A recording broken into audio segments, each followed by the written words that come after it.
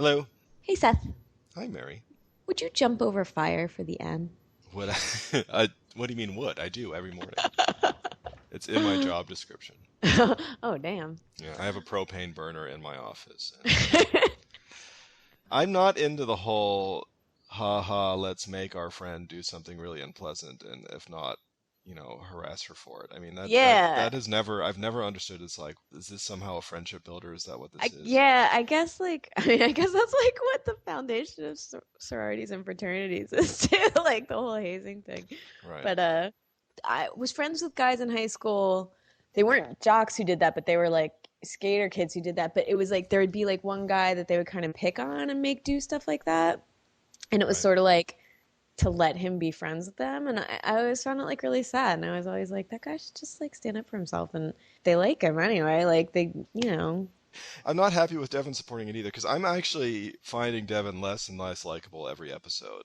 Really? He's like lashing out violently at Noah, and even though he's doing it because he's in love with Sam, it was out of passion, love. It's like that doesn't make it okay. Yeah, well, you know what, Seth? You know what else he did in this episode? A whole lot of push-ups. That's true. That's true. I was going to say the other reason is that he used the phrase artsy-fartsy, which is just like, if you use the phrase artsy-fartsy with me, it's over. That's it. Speaking of artsy-fartsy, Noah totally had a Dark Days poster up in the dorm room. Oh, yeah, that's your favorite movie. I love Noah a lot. I like Noah. He's got kind of a big head, but, he's a good guy. Do you mean physically, or...? No, physically his head seems very small. I've heard that actors have physically bigger heads. Like that's like a really? Just sort of a statistic, because I guess it's like you're more successful as an actor if people can see your head. Face in your head. I don't know. See, my friend Jim swore that like when he would come visit me in LA, he was like, "Look, everybody's heads are bigger." Like he could totally see it, and I was like, "I don't see it." It's just this race of like human bobbleheads walking around LA. They're just like, mwah. They have to design the doors bigger. Totally. What were we talking about again? Oh yeah, the best years. Yeah. Wait, Sam and Devin are made for each other because they both have this like random violent streak to it. Right, that's true, because Sam's all like, I'm gonna kick your ass. Yeah. I'm pointing with my fingers, I'm saying this, that she uses against Shannon. That's the really effective way to get what you want from someone is to like accost them and physically torment them. And I'm sure that's totally going to make Shannon go like, okay. Yeah. The thing that Sam didn't realize is that violence is not going to work against Shannon anyway, because she's got that hair that's going to fend off any blows to the head. You could be smacking her with a baseball bat and it wouldn't be any good. It would be like hitting an anvil, just boing, boing, boing. Her biological helmet. But anyway, I liked the little, Bel Air High, you go there. You go there with Cassie Steele. What was Cassie Steele wearing? She was wearing like a Wonder Woman outfit. Seriously, she was Amazon maybe. I could see Darcy in that outfit. I think she could work that. That could be a look for Darcy.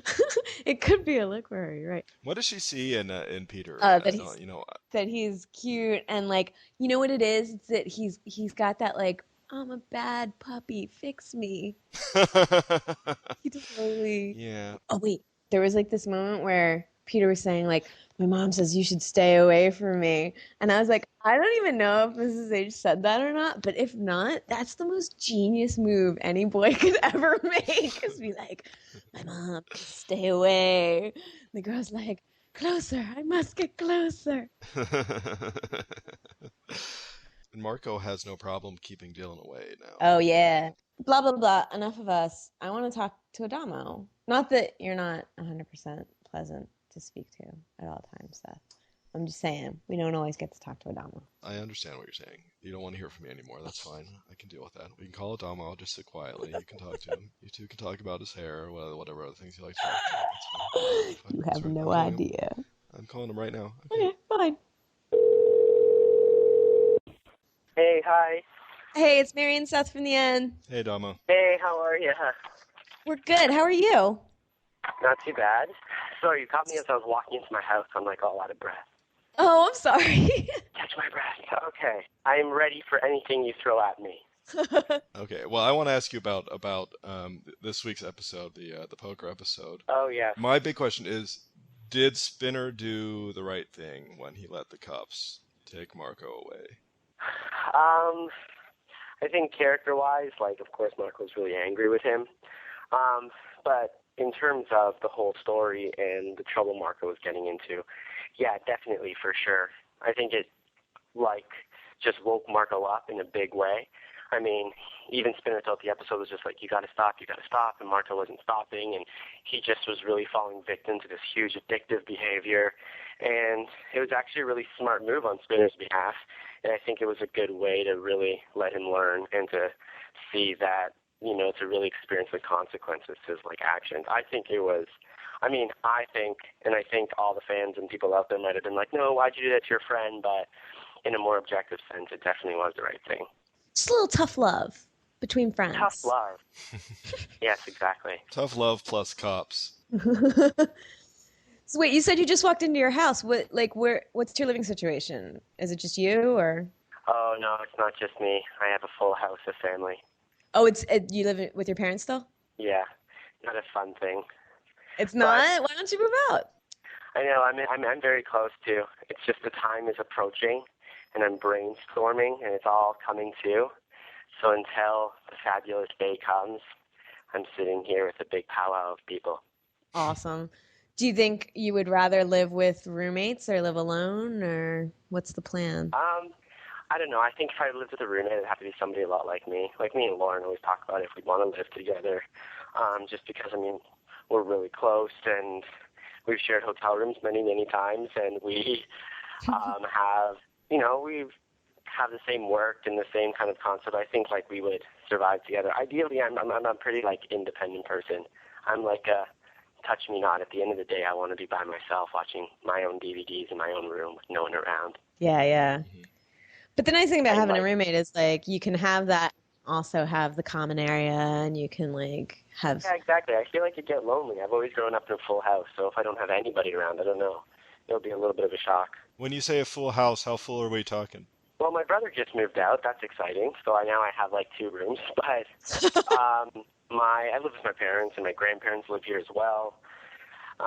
Because they're really old, so we kind of take care of them. So I've always grown up in a house of, like, 6 people, which is not that much. I'm sure there's families out there that have, like, 14 or something crazy like that. But, 6 is full enough when you have 3 generations of people in the same house. There's always some kind of drama.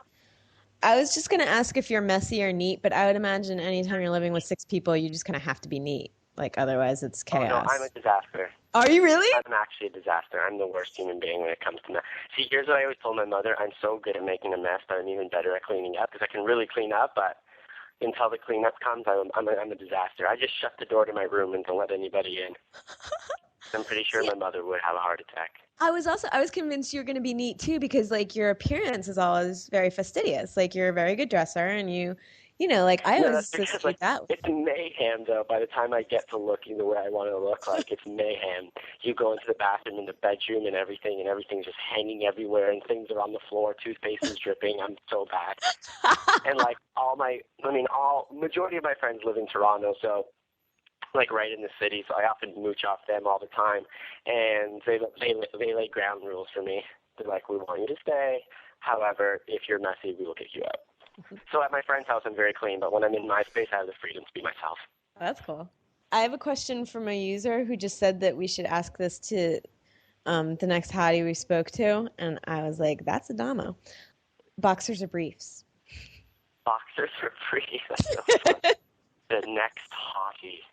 That's from Starry Strike, I should say. I'm definitely a brief. Yeah? It's the European in me, yes. I think my skinny jeans are too skinny for me to have boxers. Oh, yeah, you can't do that, can you? No, you can't. You'll have some awkward bunching. Yeah, no, I'm definitely a brief. Wait, do men ever wear, like, thongs with their skinny jeans? Because that's what girls do. Oh, no, that's weird. No. Guys shouldn't wear thongs. For all those guys out there who do, respect, but guys shouldn't wear thongs. I don't know. I don't even know how those work. That would just drive me crazy. All right. I have a million questions about your hair. By the way, the last time I saw you was at the party in New York. You looked amazing. I love everything about your new hair. It's so perfect on you. Thank And you. it's such a good look. Thank But you. I was wondering, like, how you decide on new hair. Like, do you have a trusted salon artist, or do you go in with a specific idea of what you want, or what's going on? No, I'm mostly just inspired, like, around me. I mean, I just like being in Toronto and going to a lot of events and, like, seeing a lot of, like, what my friends are doing or what people around me are doing. I have a bunch of friends who like fashion television in Toronto, and they always kind of inspire me indirectly. I see what they're doing, and I don't know, like, I just, when it comes to my hair, it's not so much personalized, like, or sorry, not so much individualized as it is personalized. Like, I'll like the kind of trend, and then I'll just, like, I'll use it. And I know I'm the guy that goes into the barber or into the hair salon and gives them very detailed, exact notes. So I kind of, like, indirectly design my hair. Do you bring a picture, or do you just tell them? Sometimes I bring a picture. Often I just tell them how exactly, like, I want it and where I want it long and where I want it short and the style that I want to look for. And, yeah, and even with the haircut I have, I, like, try to style it as much as I can close to how I want the shape to be so that they see how it's going to look on me. So Have you ever regretted a haircut? I've regretted hairstyles. Oh, Yeah. definitely, yes. I regret having long hair for so long. I should have gotten rid of it so long ago. But I Yeah. was, like, so gung-ho. I was like, no, I'm keeping this. I want the messy, greasy, cool look. And then you'd watch it on TV or in photographs, and it never translated quite well. This is kind of random, but what's your favorite of Shane Kipple's haircuts? Shane Gibble, you know what? Shane, I can't even say this. I can't say what I want to say. I'll give away new season information. Oh But no! But I'll just say there's some crazy hairstyles for Shane Kippel coming up this season. The hairstyles do not stop. But you know what? This is hilarious. Wait, and that would be a spoiler on season 7? Like, does the hair factor into the plot? Yeah, I can't even be. Yeah, Oh my god! I'm so curious. it's a big one. It's a big one. So, but in past haircuts, honestly, everybody hated it, and Shane despised it. But I love that kind of, like, flock of seagull kind of looking Me hair that he had too. thrown to the side. It was That was so my the reason. favorite spinner hair. I know, it was so cool. The reason why Shane, like, just because it's not Shane's style. I mean, Shane's just very, like, clean and cut, and that was just crazy for him. But I liked it. I thought it was really cool. I just thought for Shane Kippel, it's random. Like, if you know Shane, you're like, what? Who gave you this haircut? Like, that's so random. And, like, I even think a little bit for Spinner as well, it was random. That's why I don't, like, I loved the hairstyle and I loved the way it looked, but it didn't just, like, match his personality. Right. You just had a birthday last month. You're 21 now? Yes, I did. I'm 21. And 21's not Very as big of a exciting. deal in Canada, right? No, 19 is a big deal because you can drink at 19 and go to clubs at 19 and do all the things you want at 19. But the fact that I travel more in the States than I ever do here in Canada. And I'm always in New York, like, all the time, or we're traveling to LA and for work and this, that, and the other, visiting Stacy in New York a lot because she lives there. I mean, I'm always finding myself in New York, like, nonstop. And it's just so frustrating that I just be like, oh, God, I can't get in anywhere, especially when you're used to getting anywhere for the next 2 years. And then you get there, you get back at square one. You're like, are you kidding me? Yeah, totally. So it's exciting. What did you do for your birthday this year? Because I remember, I think it was last year we talked to you and you're like, we're all going to see Cars. Oh, my God, yeah, I had such a 5-year-old birthday party last year. No, this year was actually really great. A really good friend of mine has this beautiful house in this beautiful backyard in Toronto. And so, like, we just set it up with Christmas lights and all that stuff. And I just basically had all my friends and everybody, like, from all avenues of my life come and go and just hang out in the backyard and just kind of have, like, this fun barbecue hangout party. Oh, that sounds It ideal. was a fun one. I got to, like, actually spend time with everybody. All right, I have one more random question. I'm sorry, I'm totally dominating this. No, But... I love your random questions. They're so Okay, fun. good. How do you feel about this trend with musicals as movies? Because, like, they're going to do a new Footloose musical, and then Hairspray's about to come out, and then there's High School Musical. And do you want to be in a musical? How do you feel about all those movies? Do you like seeing them? Yeah, I mean, I started with, like, musicals. You know, back before I hit puberty and I can sing, and I was all big and grand, and I would do so many plays and musicals, and I grew up in musicals. Like, everything that inspired me to be performed, I've always grown up in musicals. So they've always been, like, a big part of my life. Like, I love them, and I have a huge musical section on my iPod, and the most recent add to that has been, actually, no, it's been Spring Awakening, of course, which the whole cast of Degrassi has been obsessed with, including myself, every song, unreal. And Grey Gardens. I haven't seen it, but I love the documentary. I absolutely love it. I'm in love with, like, Edie. I love them. I just absolutely love that documentary. So, and a friend of mine had introduced it to me pretty recently, and then he introduced me to the soundtrack to the musical, and I'm totally loving the soundtrack to that musical. But I mean, I just think they're so great. I really do. I think that it's just it's a genre of entertainment and media and, like, just storytelling that will never go out of style. I mean, and I love these modern style musicals, like, Chicago, That's Done So Well, and I mean, I haven't even seen Hairspray yet.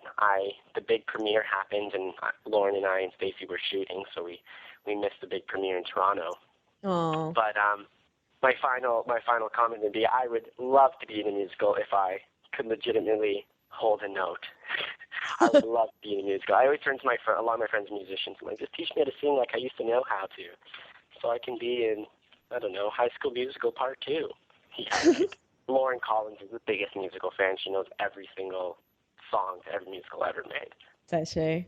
Including High School Musical, which she is obsessed over and drives me crazy. Honestly, I haven't seen High School Musical. I'm horrible. Lauren has been probing me, and I've just never had a moment to sit down and watch it. So I'm going to do that within the next week, definitely, so Lauren doesn't befriend me. All right. That's it? Yeah. All right, well, thank you so much for talking to us. Thanks, Adamo. No problem. I guess I will see you very soon. Yeah, I hope so. Hopefully. Yeah, no, definitely. All right, cool. See ya. See ya. Bye. Bye. You know, Mary, if you like Adamo so much, why don't you marry him? Okay, I will. I've been meaning to tell you, Mary, that my mom says I have to stay away from you. Seth, she can't keep us apart. That's wrong. Yeah, take that, Adamo. Man, you weren't kidding about sitting there quietly, young man. You guys were just going at it. I didn't want to interrupt.